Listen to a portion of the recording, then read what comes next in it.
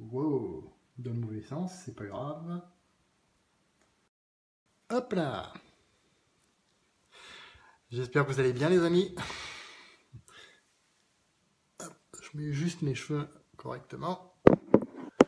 Alors j'ai pas de casquette ce soir parce qu'elles sont toutes les deux directement dans mon sac pour partir en Floride. Et oui, c'est demain le grand départ. Waouh. Salut Nini, j'espère que tu vas bien. Salut Vanessa. Alors, j'ai cadré là. C'est pas forcément évident, mais là c'est bon. Apparemment, ça marche. J'espère que vous m'entendez bien. Donc si vous m'entendez bien, mettez-moi des pouces, des cœurs, ce que vous voulez. Voilà, ou des têtes qui rigolent. En attendant, je vais inviter quelques personnes aussi. Tac, tac. Ouh. Hop. Parce que demain, c'est le grand départ, et oui. Hop. Et ça va être juste génial, quoi. Ah, je sais pas si... par contre, je sais pas si Alex, tu seras dispo. Voilà. Et oui, puisque Alex, c'est l'heure de ton live sport. Voilà. Ok. Et ben voilà. Ah bah oui, ça va très bien. Très très bien, même si je fais un peu boum boum boum. Salut Nadia. Ça bat très fort là, on va dire. N'est-ce pas Vanessa? Ça va aussi, je pense, très fort de ton côté aussi là, pour demain, parce que ça va être juste génial. 15 jours en Floride, 15 jours de road trip, et donc 3 jours aussi pour la convention Eatworks. D'ailleurs, vous avez vu le sac dans mon live de cet après-midi, que la compagnie Eatworks nous a envoyé simplement parce qu'on participe au One. Voilà, simplement parce qu'on participe à cette convention globale qui a lieu tous les ans. Ce sera la 5e pour moi. Voilà. Ça aurait pu être même la 6e, si je ne me trompe pas. Ouais, ça aurait pu être la 6e, mais il y en a une où j'étais en Nouvelle-Zélande à ce moment-là, donc je ne pouvais pas être à 2 endroits à la fois. Salut Sébastien, ils sont super hein, tes nouveaux locaux de SG. Hein. J'ai regardé un petit peu tout à l'heure. Waouh, voilà. Alors, je suis en ce moment très très content d'y aller. Voilà. Et ça, voilà, c'est juste génial. Voilà. Je suis un petit peu fatigué aussi en même temps parce que j'ai beaucoup d'énergie, mais en même temps, tout qui se remet à l'intérieur. Je ne sais pas comment vous décrire ça. De toute façon, je ne peux pas vous le décrire. Il faut que vous le viviez. Il faut que vous le viviez. Ben, avec plaisir, Sébastien. Voilà. Bonsoir, Jean-Sébastien aussi. Donc, ce soir, ce qu'on va voir, c'est justement pour certains les freins qui vous empêchent justement d'avoir une vie comme la mienne ou mieux que la mienne. Hein, c'est ce que je vous souhaite. Hein, c'est ce que je vous souhaite, c'est d'aller encore plus loin que moi.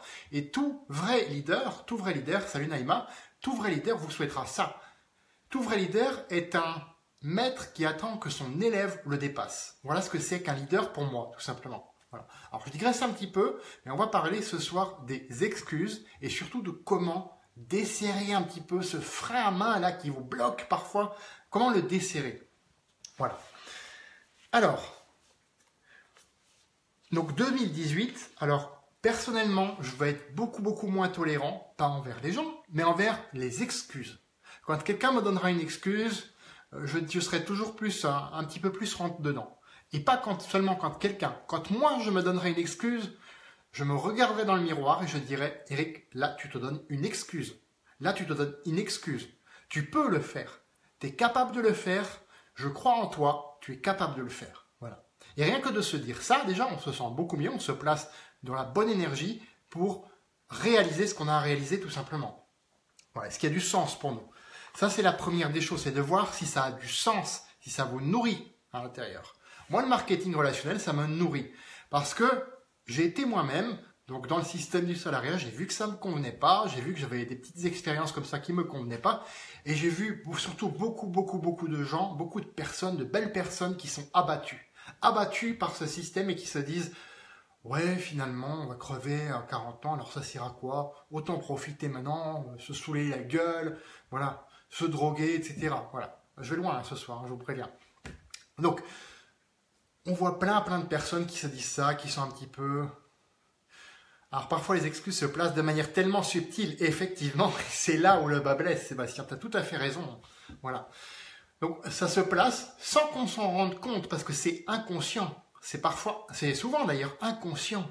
inconscient et ça se place comme ça, comme tu le dis, et automatiquement, ça nous empêche d'avancer. Et parfois, on ne sait pas par quel bout commencer. Et c'est là que je vais en venir ce soir. Je vais vous donner quelques exemples. J'ai noté une douzaine d'excuses que les gens se donnent en règle générale. Alors, je vais parler pour le marketing relationnel, mais vous pouvez appliquer ça à n'importe quelle entreprise. À n'importe quelle entreprise, à l'investissement, à ce que vous voulez. Vous pouvez l'appliquer. Donc, si vous avez un rêve, de toute façon, quelque chose qui vous nourrit, la seule chose, comme dirait Anthony Robbins, la seule chose qui se met entre vous et votre succès, c'est l'histoire à la con que vous ne cessez de vous répéter. C'est l'histoire à la con que vous ne cessez de vous répéter. C'est ça, les excuses à la base. Et il faut vraiment travailler là-dessus. Alors, c'est pas quelque chose qui se fait comme ça, du jour au lendemain. Je suis pas là pour vous donner une solution miracle. Je suis là ce soir pour vous donner des pistes de réflexion à appliquer pour vous. Et en fonction de votre personnalité, en fonction de voir, ah oui, c'est vrai que là j'étais comme ça, alors comment je peux faire? Et de chercher par vous-même, plus loin encore que ce que je vais vous donner ce soir. Voilà. Donc, comme je le disais, Tony Robbins disait, la seule chose qui se tient entre toi et ta réussite, c'est l'histoire à la con que tu ne cesses de te répéter. Voilà. Et ça, moi je trouve que c'est une merveilleuse définition de ce qu'est l'excuse. Voilà. Merveilleuse définition parce qu'on voit que c'est pas quelque chose finalement de tangible, que c'est pas quelque chose qui existe réellement, qui est là, qu'on peut toucher. Oups, pas trop fort. Donc, on peut le voir. Alors, il y a 12 excuses quant à devenir entrepreneur. Donc, en règle générale, les gens sortent de 12 excuses. Donc, je les ai notées ici. Et c'est ce que je vais vous donner donc ce soir. Voilà. Alors, on va parler entrepreneur et marketing relationnel, bien sûr.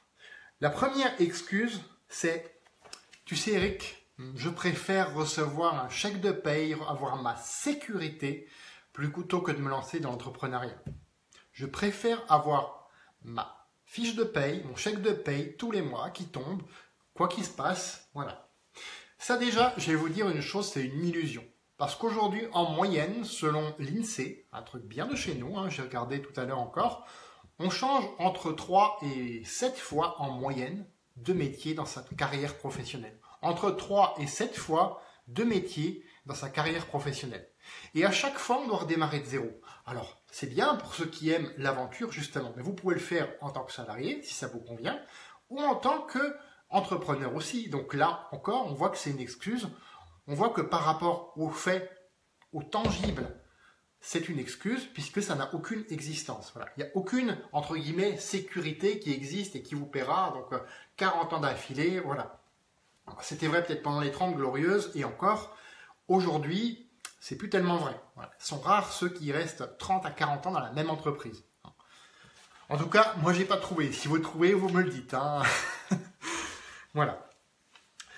Alors, il y a une chose. Donc, là, c'est vraiment la peur de l'inconnu. On est d'accord. C'est la peur de l'inconnu qui fait dire ça à la personne. Elle se dit, ouais, c'est risqué peut-être quand même. Voilà. Et donc, le besoin de sécurité, on a tous besoin de sécurité, c'est un besoin humain. C'est normal d'avoir besoin de sécurité. Donc, si vous vous dites ça, déjà, arrêtez de vous fouetter parce que vous êtes normal, vous n'êtes pas cassé. Je vous rassure tout de suite. Vous êtes totalement normal. Moi aussi, je vous avoue, ici, les yeux dans les yeux, que moi aussi, j'ai besoin de sécurité. J'ai besoin de tout ça pour que ça marche. J'ai besoin de sécurité. Et c'est pour ça que j'ai choisi l'entrepreneuriat, le marketing relationnel, et que derrière, je vais encore rajouter tout ce qui est investissement locatif. Voilà. Là-dessus, il va falloir que je me forme, que je trouve des mentors béton qui vont me former là-dessus et qui vont me donner des coups de pied au cul pour que j'avance. Oui, en fait, on paye des gens pour qu'on donne des coups de pied au cul. C'est comme ça qu'on avance. Voilà. Alors, il y a une chose. Comment désarçonner cette excuse? Il y a une phrase à dire. Tu peux très bien démarrer à temps partiel et conserver ton emploi à côté pour payer les factures. Tu peux très bien commencer à temps partiel et conserver ton emploi à côté, ton emploi régulier, pour payer les factures. Il n'y a absolument rien aujourd'hui qui l'empêche. Absolument rien. Voilà. On peut très bien faire même 35 heures par semaine et à côté, utiliser 20 heures en plus, 30 heures en plus, ou même 35 heures en plus, faire 2 fois les 35 heures chaque semaine, parce qu'on a cette envie là à l'intérieur de nous qui nous brûle de monter notre propre affaire, tout simplement. On peut très bien le faire. Et au début, ce sera un revenu complémentaire. Puis petit à petit, de fil en aiguille, à force d'acquérir des compétences, de faire parfois des erreurs, de tomber, de se relever, et d'avoir aussi de belles victoires, et ben au fur et à mesure, ça deviendra une activité principale. Voilà.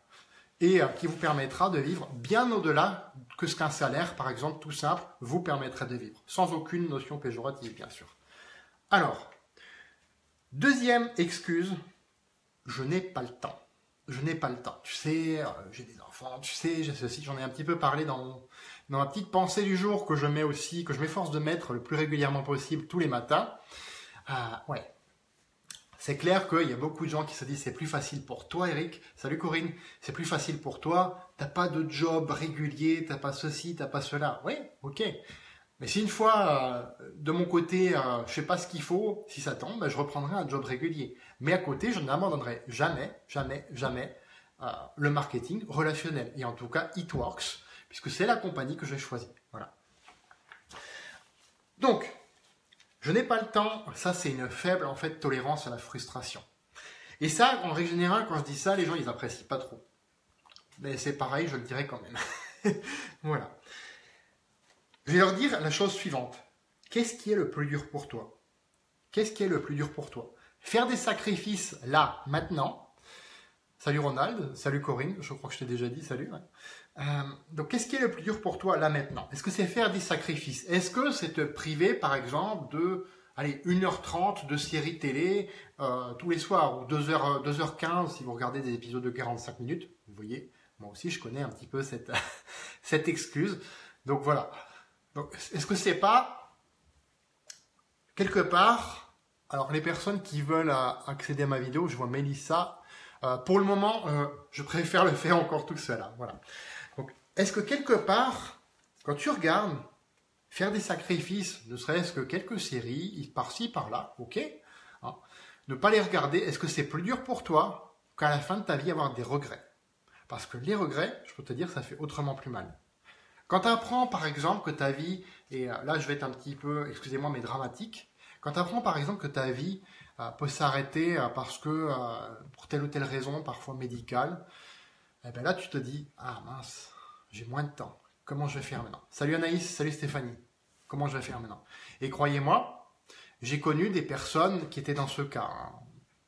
Je pense notamment à une personne que j'ai connue, que j'appelais un de mes meilleurs amis, et qui est malheureusement décédé, qui n'a pas pu réaliser ses rêves parce qu'il est décédé à même pas 30 ans, rendez-vous compte.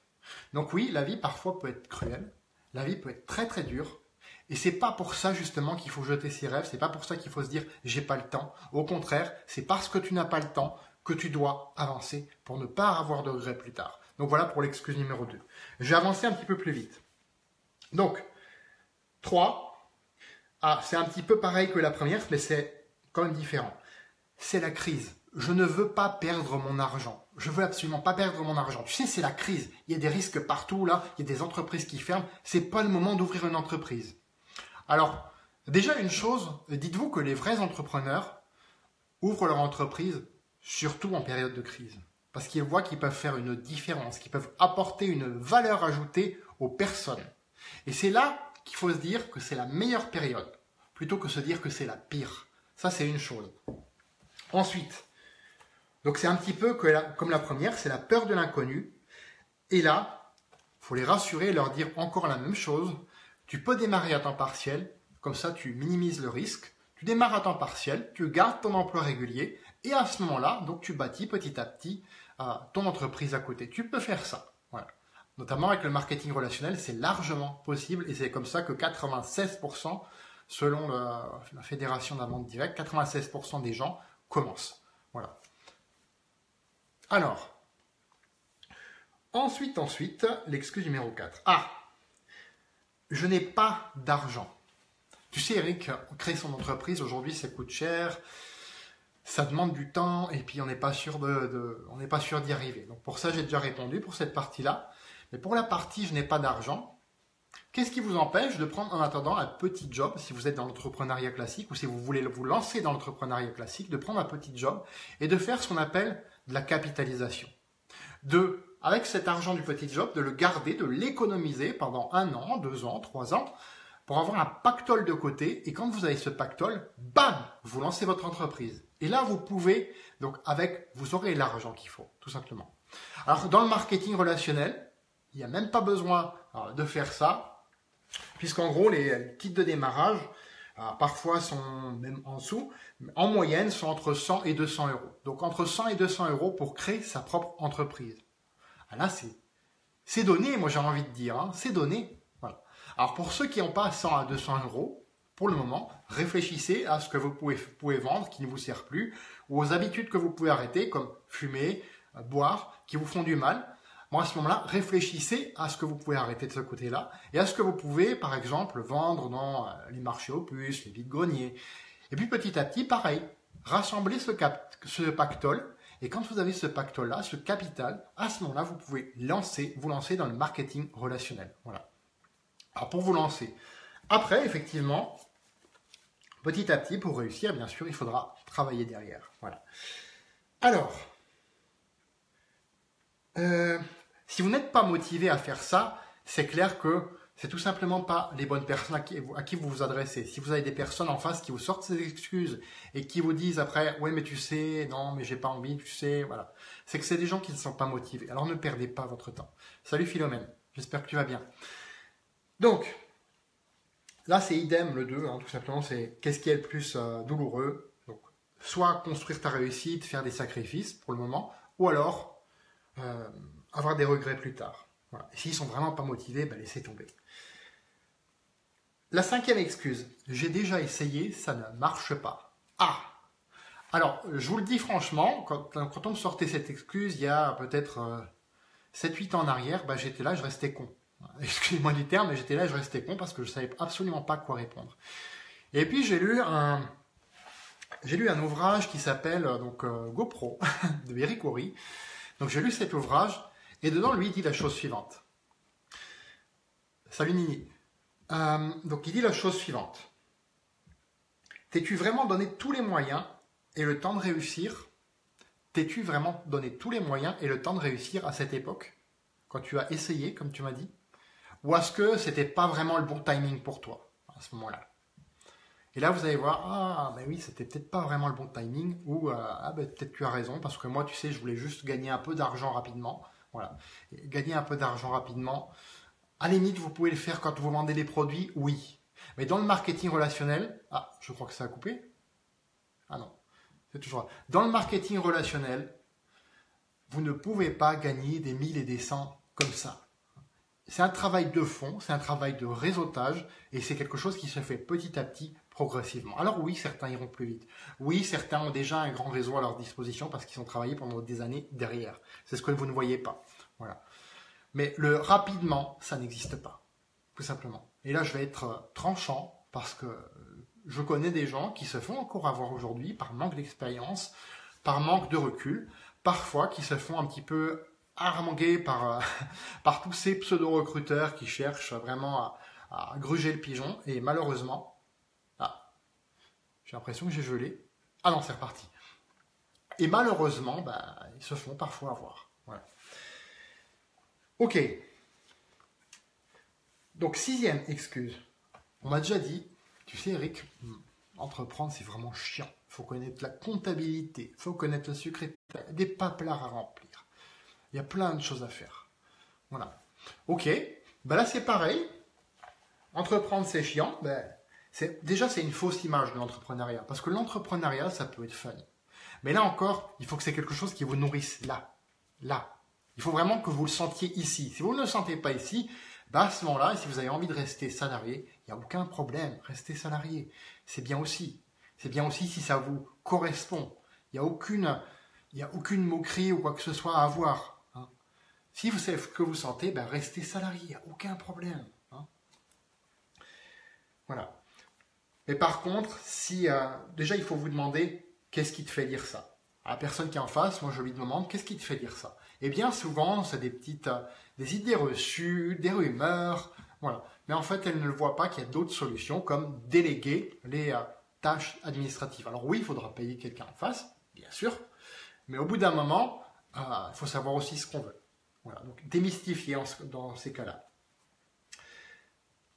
La 7e, je ne suis pas assez intelligent. Je ne suis pas assez intelligent. Alors, en règle générale, quand on me sort ça, je trouve des exemples d'entrepreneurs. Comme, allez, Thomas Edison. Thomas Edison n'est pas allé au bout de sa scolarité. Je ne sais même pas s'il a fait 3 mois ou 6 mois d'école, mais il n'est pas allé au bout de sa scolarité, Thomas Edison. Et pourtant, ça ne l'a pas empêché d'être un des plus grands entrepreneurs de son temps, inventeur et entrepreneur.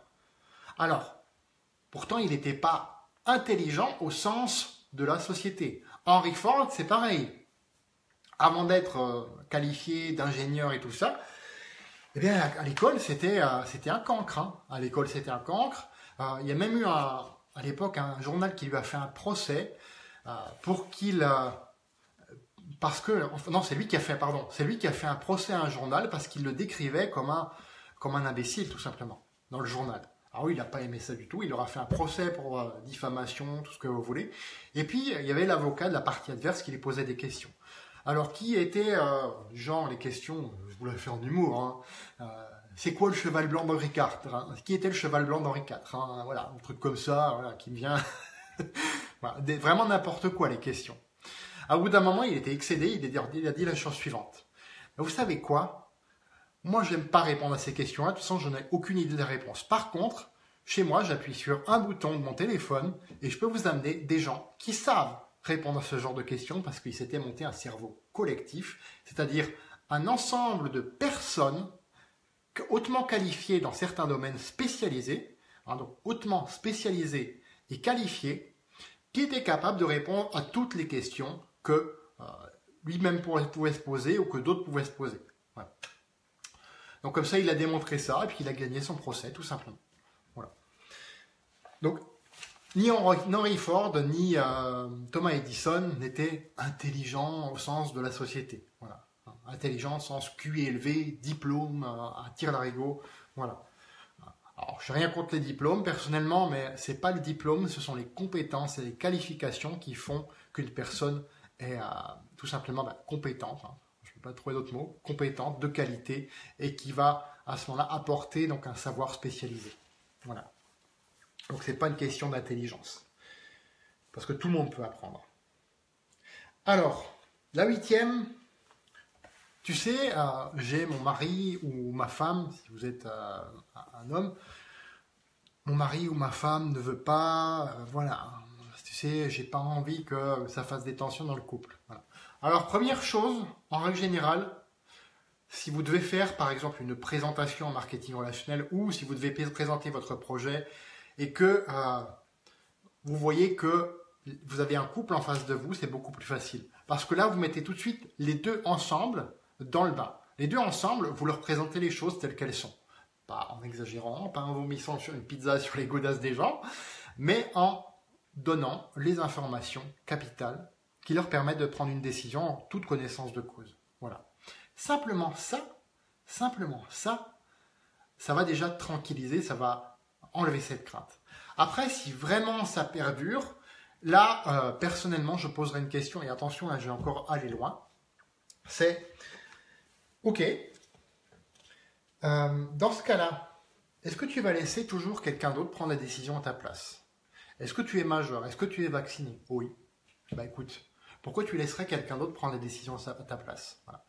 Moi, personnellement, au jour d'aujourd'hui, je suis encore célibataire et je pense pas que... je ne sais pas quand ça va changer et j'ai aucun contrôle là-dessus. Je reste ouvert maintenant, contrairement à ce que je disais il y a peut-être 1 an, en arrière encore. Je reste ouvert, je travaille là-dessus avec une coach d'ailleurs aussi. Mais je ne vais pas non plus trouver quelqu'un parce qu'il faut trouver quelqu'un, parce que dans la société, c'est bien d'être en couple. Et après, c'est quelqu'un derrière qui va me pourrir la vie, comme ça m'est arrivé. C'est une histoire aussi... je ne vais pas m'étendre dans les détails ici, mais c'est une histoire qui se répète encore et encore parce que je ne faisais pas l'effort de voir si la personne me correspondait ou non avant de dire oui. Voilà. Je ne faisais pas cet effort parce que je voulais être bien, je voulais être en couple dans la société. Voilà. Mais ça ne marche pas comme ça. Ça ne marche pas comme ça. Ce qui marche, c'est de trouver quelqu'un avec des valeurs principales qui nous correspondent. On peut avoir des différences. Les différences enrichissent, je suis d'accord. Mais à un moment donné, faut pas que l'autre prenne toutes les décisions, ou au contraire, faut pas que vous preniez toutes les décisions pour l'autre non plus. L'inverse est aussi vrai. Faut que ce soit déjà une décision collective, à part égale, pas quelqu'un qui force l'autre, ou l'inverse aussi, quelqu'un qui forcerait l'autre à accepter. Il faut vraiment que ce soit clean de ce côté-là. Voilà. C'est pour ça que je vous ai dit, je vais assez loin. Hein. Voilà. 9e excuse. Que vont penser mes amis? Alors là encore, c'est ce qu'on appelle, comme la 8, c'est de l'approbation sociale. Que vont penser mes amis de moi? Ah, mince! J'ai démarré dans le marketing relationnel, il y a eu un reportage sur M6, ils ont dit que c'était une secte. Oh merde!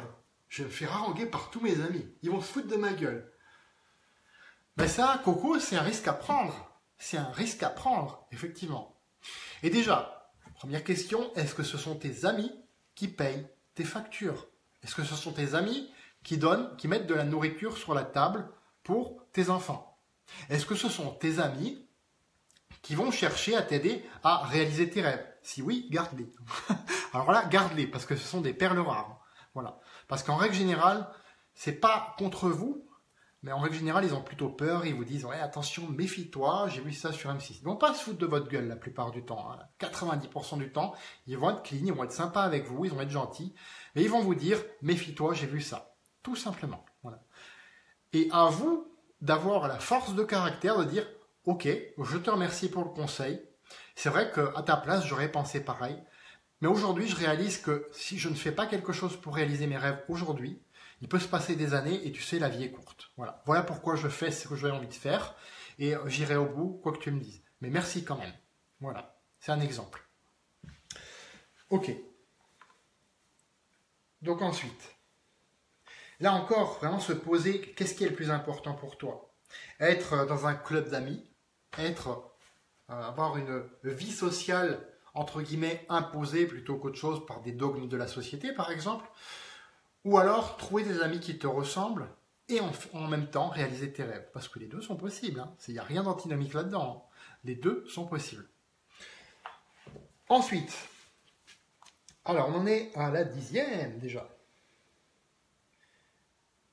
Alors, j'ai encore le temps, je suis jeune, tu sais, je suis jeune, je vais m'éclater, pompelope là, c'est super, je vais m'éclater en boîte de nuit, je vais claquer du blé, je suis jeune, mais c'est génial. Hein, il faut profiter de la vie, etc. Tu sais, ah ouais, comme tu le dis, la vie est courte, etc. Ah oui, bien sûr, la vie est courte. Mais est-ce que, quand tu vas par exemple profiter en boîte de nuit, que tu te bourres la gueule, hein, je vous dis, ça m'est arrivé aussi, il n'y a rien de mal là-dedans. Hein. Quand c'est une fois de temps en temps, pas tous les soirs, parce que sinon là, vous flinguez votre santé. Quand c'est une fois, par exemple, tous les 6 mois, ça va, hein. Il n'y a pas mort d'homme. Mais par contre, quand c'est tout le temps, au détriment de ce qui est important pour vous, et que vous sentez qu'il y a un malaise là, il faut commencer à se poser la même question. Qu'est-ce qui est important? Qu'est-ce qui est vraiment important? Est-ce que tu es vraiment trop jeune? Est-ce que peut-être c'est pas une peur cachée de manquer de crédibilité? Alors là, forme-toi, forme-toi. Je vois des jeunes là sur Facebook notamment, je pense à Yann, je pense à Capucine, je pense à des jeunes aujourd'hui qui se sont formés et qui ont dit, mais non, j'en ai marre de cette vie-là, je veux vraiment m'éclater, réaliser mes rêves, oui, mais je veux le faire dans de bonnes conditions, je veux le faire en aidant les autres, et comme ça, en apportant de la valeur, je m'enrichis moi-même. Voilà. Et moi, j'ai envie de leur dire bravo à ces jeunes-là, bravo. Il y a aussi Pierre. Donc bravo à ces jeunes-là, parce qu'ils ont trouvé comment faire tout simplement. Ils se sont formés et ils continuent à se former aujourd'hui, à apporter, à ajouter de la valeur et ensuite, donc ils vont vivre ça, ils mettent ça en avant par des actions qu'ils prennent tous les jours et automatiquement ils ajoutent de la valeur, ils ajoutent de l'expérience à leur jeunesse et ça je trouve ça magnifique tout simplement. Ok. Donc, je suis trop jeune, ça aussi, ça ne marche pas. Le temps passe vite, c'est clair, c'est justement la bonne raison pour commencer tout de suite. Ensuite, on a l'inverse. Salut Séverine. On a l'inverse. Je suis trop vieux. Tu sais, je suis trop vieux pour monter mon entreprise. Là, c'est plus la peine pour moi. Voilà, je sais, j'ai vécu, maintenant c'est bon, quoi. J'ai des personnes parfois de 50, 55 ans qui me disent ça. Là, c'est grave quand même. 50, 55 ans, 60 ans, on est jeune. On est jeune encore à cet âge-là. Hein. Moi, j'espère encore dans la forme dans laquelle je suis là, à même 70 ans. Hein. Alors, pas j'espère, mais je vais faire en sorte de l'être. Je vais faire de mon mieux pour l'être. De mon mieux. Parce que c'est clair que Je connais pas la vie, je connais pas ce qui va me passer, je suis pas devin. Hein. Mais c'est justement pour ça que je fais de mon mieux. Voilà. Que je mange correctement, sans non plus m'interdire des plaisirs. Hein. Les plaisirs, c'est bon aussi, hein, de temps en temps. C'est ce qui donne le piquant à la vie. Hein. Et surtout, il y a aussi beaucoup d'entrepreneurs sur le tas. Alors, j'ai pas de nom à vous donner, mais renseignez-vous par rapport à ceux qui ont démarré dans l'entrepreneuriat après 40, 50, 60 et même 70 ans. Hein.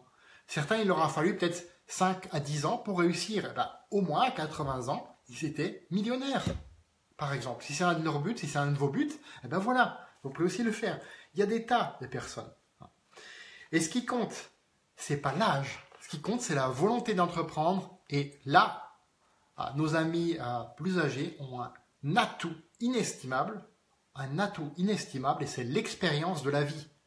Hein, l'expérience de la vie. Ils sont passés par des tas d'expériences qui justement peuvent leur apporter quand ils vont créer leur entreprise par rapport à ce qui leur tient à cœur et ce qui les nourrit. Vous voyez? Donc, au contraire, c'est pas un handicap, c'est un avantage. Un avantage quand on le voit comme ça. Seulement, il faut le voir comme ça. Alors, en plus, ils ont plus de réseaux aussi, hein, ça j'ai oublié de le dire, mais ils ont plus de réseaux. Hein, une personne qui a vécu aura tissé des tas de relations, beaucoup plus qu'une personne qui démarre. Ça, c'est logique. Hein. Alors, 12e excuse. Alors celle-là, j'adore. Vous ne pouvez pas faire ça. Tu ne peux pas faire ça, Eric. Tu sais quoi? Ton truc là, c'est illégal. C'est une secte. C'est ce que je vous dis tout à l'heure. C'est une secte, tu sais, j'ai vu ça, il y a machin qui a dit que... Voilà, en règle générale, c'est ça. Vous savez comment moi je réponds, en règle générale? Je lui dis, écoute, donne-moi le texte de loi qui dit que ça, faire ce que je fais, c'est interdit, c'est illégal. Donne-moi le texte de loi. Et en règle générale, les mecs en face, soit ils se fâchent, soit ils disent « Ouais, mais tu sais, j'ai pas dit que c'était illégal, machin, j'ai dit simplement ceci, cela, voilà. C'est que mon avis, etc. » Voilà. Et là, effectivement, oui, ils ont raison. C'est que leur avis. Est-ce que leur avis a force de loi? Non. Donc, objection rejetée, tout simplement. Voilà. Alors, par contre, s'ils insistent, ben, vous pouvez justement sortir un texte de loi. Par exemple, moi, je cite toujours l'article L122-6 du Code de la consommation en France qui montre bien que ce n'est pas le marketing relationnel qui est illégal, mais c'est le fait de faire tout simplement ce qu'on appelle de la vente en boule de neige ou du système pyramidal. Alors c'est bien différent les deux. Voilà. Et si vous êtes curieux d'en savoir plus là-dessus, j'ai fait une petite vidéo qui explique bien le truc sur mon site teltabis.com. Voilà. Donc c'est la deuxième vidéo que je mets à disposition des gens qui s'inscrivent, qui s'abonnent. Voilà. Ok. Donc appuyez-vous sur la loi, ça je l'ai dit. Et montrez aussi, ben là encore une fois, comme pour les personnes qui vous disent « je suis trop vieux », montrez aussi que vous n'êtes pas les seuls entrepreneurs. Personnellement, je connais des milliers et des milliers, pas personnellement, mais des milliers et des milliers de personnes qui font du marketing relationnel. Mais il y en a même des millions. Hein. Pour reprendre les chiffres de la Fédération mondiale de la vente directe, il y a 107 millions de personnes qui font de la vente directe ou du marketing relationnel. 107 millions de personnes. Pensez-vous que si ce serait illégal, il y aurait autant de personnes? Franchement, moi je pense pas. Hein. Ça c'est un bon indice. Ça n'a pas autant force de loi de ce que je disais tout à l'heure, mais c'est déjà un bon indice. Il y a même des fédérations de vente directe. Justement, il y a une fédération de vente directe en France qui a signé, je crois que c'était en 2010, il me semble, un accord cadre avec Pôle emploi. Pensez-vous que si ce serait illégal, il y aurait eu ces signatures derrière, avec un organisme d'État quand même. Hein. Donc, quelque part, si ce serait illégal, ils auraient pris un sacré risque quand même. Hein. Ils auraient posé de sacrées couilles sur la table. Excusez-moi du terme, mais voilà. Hein. À un moment donné, il faut regarder les choses en face, tout simplement. Et là encore, en règle générale, illégal, etc., quand on dit que c'est illégal, que c'est une secte, que c'est pyramidal, en règle générale, je regarde la chose suivante. C'est plutôt la peur, encore une fois, de l'inconnu. Et on a beaucoup de fois, dans ces excuses, la peur de l'inconnu qui revient. C'est pas... Parce que ça sort de l'habitude, tout simplement. Voilà. Ça sort de l'habitude. Alors, si les personnes persistent dans leurs excuses, ne perdez plus votre temps avec. Je sais que j'ai des personnes qui, d'ailleurs, ne cessent de m'inviter m'envoient des demandes d'amis, et je pense que je ne les reconnais pas. Ils me prennent un peu pour un débile, parce que je les reconnais d'emblée maintenant. Et sachez que s'ils insistent trop, à bout d'un moment, je vais les exploser. Je vais pas physiquement, bien sûr, mais ça va aller directement en poursuite judiciaire. Je peux vous le dire. Parce que je plaisante pas avec ça non plus. Je me protège. Oui, je suis plus énervé comme je l'étais avant, mais je me protège quand même parce que c'est important de préserver son énergie. Donc je déléguerai ça, j'ai encore un peu d'émotion, je déléguerai ça à une personne compétente dans le domaine, tout simplement. Comme l'a fait Henry Ford, voilà, tout simplement. Donc, travaillez avec celles qui veulent. C'est normal d'avoir des craintes, d'avoir des peurs. Et les excuses aussi, c'est ça, c'est des craintes, des peurs qu'on a. Moi, j'en ai encore aussi, je ne suis pas parfait. Mais par contre, j'ai compris que si j'attendais que tout soit parfait, si j'attendais que tout le monde accepte le marketing relationnel pour démarrer, alors ça, combien de fois on me le sort aussi? J'attends que tout le monde accepte, j'attends que tu aies réussi. Mais attends, pour les personnes qui attendent que tu aies réussi, ça veut dire quoi déjà? Ça veut dire quoi? Moi, de mon côté, je suis libre. Je suis libre. C'est-à-dire, j'ai plus besoin de travailler à côté. Voilà. Alors, je ne dis pas que ça va durer éternellement. Rien ne dure éternellement sur cette terre. Mais même si je devais retomber complètement à zéro, à ce moment-là, qu'est-ce que je ferais? Je reprendrais un boulot à côté et puis je continuerais. Je rebâtirais encore et encore et encore. C'est ça. Et vous savez quoi? Vous savez quoi? On ne peut pas arrêter quelqu'un qui n'abandonne jamais. On ne peut pas arrêter quelqu'un qui n'abandonne jamais. Et ce sont ces personnes-là qui finissent dans, entre guillemets, les top leaders, top gagnants en termes de revenus, qui occupent les plus hauts rangs du plan de compensation en général des compagnies. Ce sont les personnes qui restent le plus longtemps, qui se cassent la gueule le plus de fois possible et qui remontent encore plus de fois, tout simplement.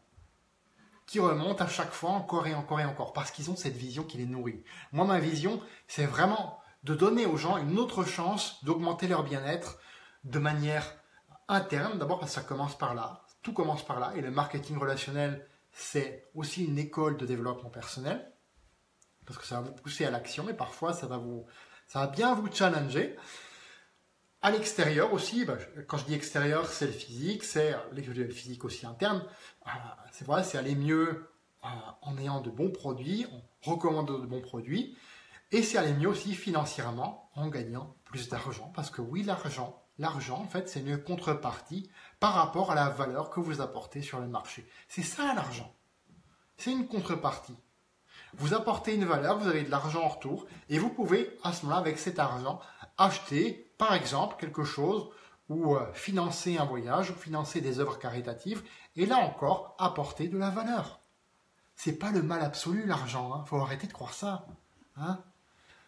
Voilà. J'ai été, ça va, j'ai pas été trop long, 39 minutes. Donc, je vais enregistrer cette vidéo, donc je vais la poster sur ma chaîne YouTube aussi. Alors demain, comme je serai en transit, oui, je serai dans l'avion pour la Floride, donc peut-être que vous ne verrez pas de live dans la journée, mais j'en posterai un dès que j'arriverai sur Orlando. Je pense que j'en posterai un à ce moment-là, et ce sera juste un live comme ça pour vous dire je suis bien arrivé, voilà, regardez ça, voilà, pour vous donner un petit peu envie de faire pareil, pas pour me la péter, pour vous donner envie de faire pareil, tout simplement, pour vous donner envie de réaliser vos rêves.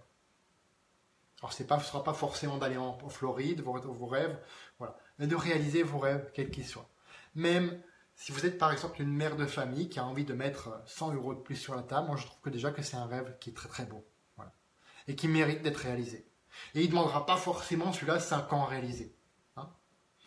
Donc réfléchissez à ça. Et pitié, ne laissez pas vos excuses vous freiner. Desserrez le frein à main. Tac. Hop, on desserre le frein à main. Et on se met en avant, on met la première, on se met en avant, et petit à petit, on accélère. Petit à petit, on accélère pour atteindre une vitesse de croisière et toujours avoir votre destination en tête. Voilà, j'en termine là-dessus. Je vous souhaite une bonne soirée et je vous dis à demain en Floride.